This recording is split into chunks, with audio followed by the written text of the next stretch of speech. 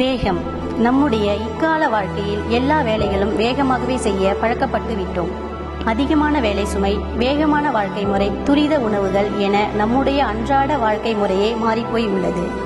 இந்த சூழலில்தான் இதயம் தொடர்பான நோய்களும் பிரச்சனைகளும் நமக்கு வரக்கூடிய சாத்தியக்கூறுகள் அதிகமாகின்றது.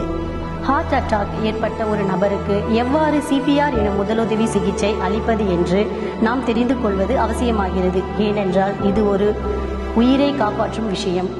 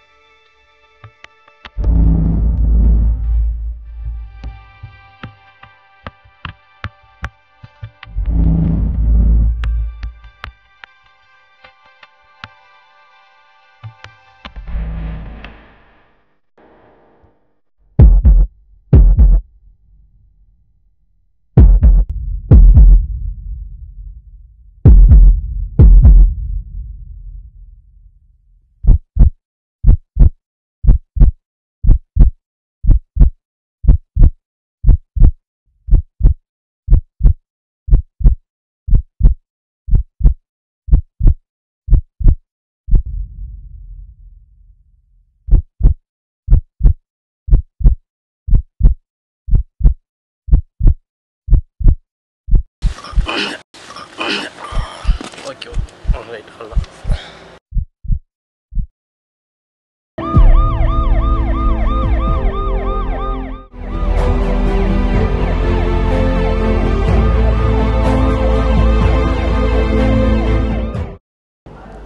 வணக்கம். மாரடைப்புன்றது சொல்கிறது யாருக்குனாலும் எப்போ வேணாலும் வரலாம். அது எப்போ வரும்ன்றது நமக்கு தெரியாது. ஸோ எந்த சுச்சுவேஷன் வந்தாலும் அதை காப்பாற்றணும்னா பிஎல்எஸ்ன்னு சொல்கிற ஒரு பேசிக் லைஃப் சப்போர்ட் அது கொடுத்தோன்னா நமக்கு பேஷண்ட்டை வெளியே கொண்டு வரதுக்கு வாய்ப்பு நிறைய இருக்குது. சரிங்களா? இந்த பேசிக்ஸ் லைஃப் சப்போர்ட்டில் நம்ம மெயினாக பண்ண வேண்டியது வந்து கார்டியோ பல்மனரி ரெசிஸ்டேஷன். இந்த கார்டியோ பல்மனரி ரெசிஸ்டேஷன் சொல்கிறது என்னன்னா, ஹார்ட் நின்ன சமயத்தில் நம்ம ஹார்ட்டோட ஃபங்க்ஷன், அதாவது ரத்தத்தை மூளைக்கு செலுத்துகிற வேணும் இருக்கும். அதுக்கு ஹார்ட்டை எக்ஸ்டர்னலாக கம்ப்ரெஸ் பண்ணி ஒரு மூளைக்கு ரத்தத்தை செலுத்த வேண்டியது இருக்கும். இது 30:2 ரேஷியோவில் பண்ண வேண்டியது இருக்கும்.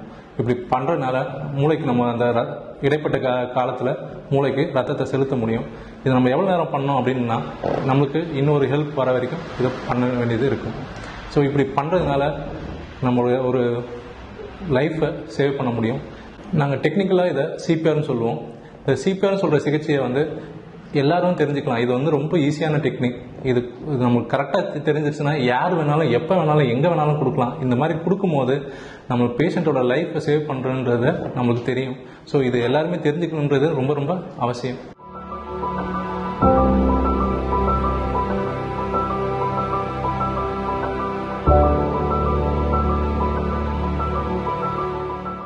ஆதிபராசக்தி மருத்துவமனை, அம்மாவின் அரவணைப்பு.